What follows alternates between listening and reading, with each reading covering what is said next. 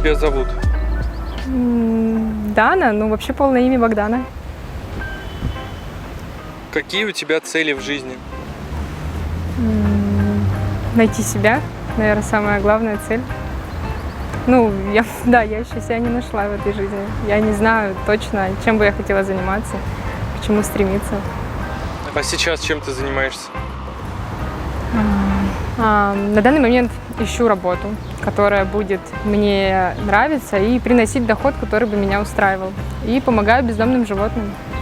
Кем ты себя видишь через 5 лет? Через 5 лет. Женой.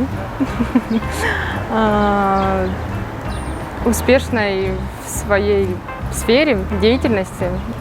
Ну, это именно, которая будет мне приносить заработок. И я бы, наверное, хотела все-таки более масштабно свою деятельность в плане помощи животным расширить. То есть, получается, это семья и самореализация, да, у тебя на первом месте? Да. А в какую сторону больше склоняешься? Семья или бизнес, если бы пришлось выбирать? Ну, я не могу тут сделать выбор. Я бы просто, наверное, была чуть младше, когда я бы ответила, что любовь. Но сейчас я понимаю, что все-таки ты единственный и первый у себя в жизни.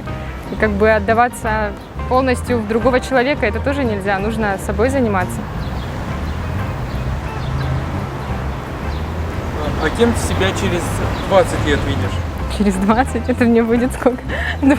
44? Ну, я буду... Ой, даже не знаю, подожди. Наверное, бабушкой я еще не буду, но я буду супер крутой мамой, это однозначно. Буду хорошей женой. У меня будет уже свой дом, машина. Я вот очень чего хочу сейчас. Будет свое дело, я хочу путешествовать.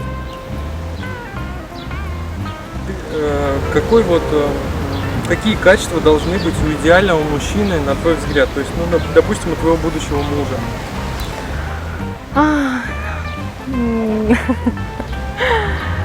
Можешь назвать топ-3 качества, допустим? 3 качества. Надежный. Ну, такой, чтобы я не думала о завтрашнем дне, вот, и знала просто, что будет все супер и хорошо.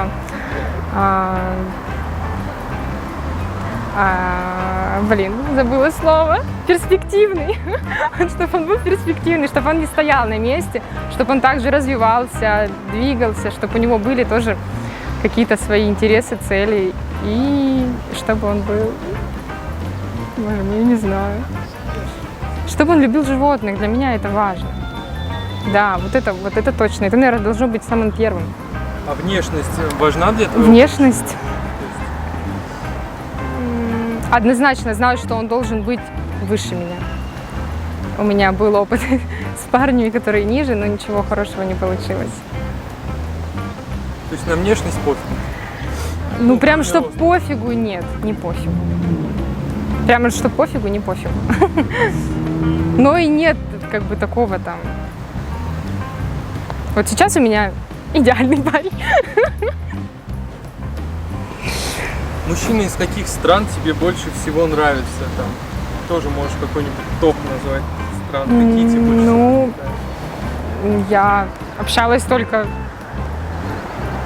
с нашими мужчинами, с мужчинами из России, хотя тут очень много разных национальностей. Наверное, все-таки родное что-то. А так, возможно, испанцы. Актеры нравятся. Актеры нравятся? Ну, испанские актеры, да, нравятся. Хотела бы выйти за иностранца, вот за испанца, если бы тебе предложил выйти замуж? Или для тебя принципиально, чтобы был русский? Нет, не принципиально. Сейчас сложно мне отвечать на такой вопрос, потому что у меня есть молодой человек. Но для меня это не принципиально, но я боюсь того, что мы будем на разных языках говорить. Вот для меня вот это будет, наверное, проблема. Хотя, можно научиться, но все равно. Это ж не сразу будет. То есть иностранец не может рассчитывать на знакомство с тобой? Может. Ну, на данный момент нет. Если я буду свободная девушка, я готова к общению. А как чаще всего с тобой знакомиться? Может быть, какие-то интересные истории есть? А кто, парни? Да. последнее время знакомятся в жизни, хотя раньше это было только через интернет. Вот. Ну и это такие уже взрослые мужчины, которым там 30, за 30 подходят, ну и знакомятся. И какой-то интересной прям истории. Ну, это просто будет долго, я не знаю. Да.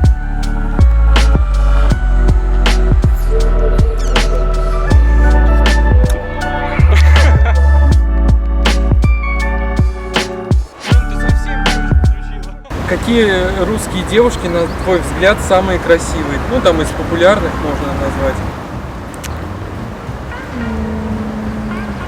Это какую-то известную личность я должна русскую назвать, да? Ну да, которую ты считаешь самой красивой, либо несколько девушек русских, там, спортсменки, политики. Ой, я, честно, очень плохо в этом. Ну и как бы для меня, мне кажется, нет такого понятия красивый. Это все индивидуально. Я, например, красивая, хотя я никогда так не говорю про себя. Это все ты на камеру играешь? Да нет. Ну, конечно, там же иностранцы будут. Я шучу. Я шучу. Это все шутки. Почему говорят, что Россия для грустных? И твое мнение, почему так русские так мало улыбаются? Потому что много думают.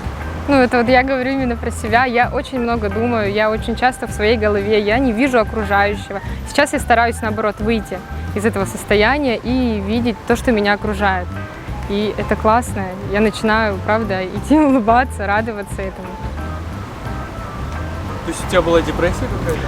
Это не депрессия, просто, не знаю, мне кажется, еще с детства я как-то всегда сначала 100 раз думаю, и вот я как-то засела в этом чувстве, думать. А мне кажется, нужно жить и делать. Следующий вопрос. Действительно ли русские пьют так много, как все думают? Ну, блин, я не знаю. Просто вот, например, откуда я родом, там, мне кажется, прям, ну, что только и делать, это пить. Это вот от Краснодара 100 километров.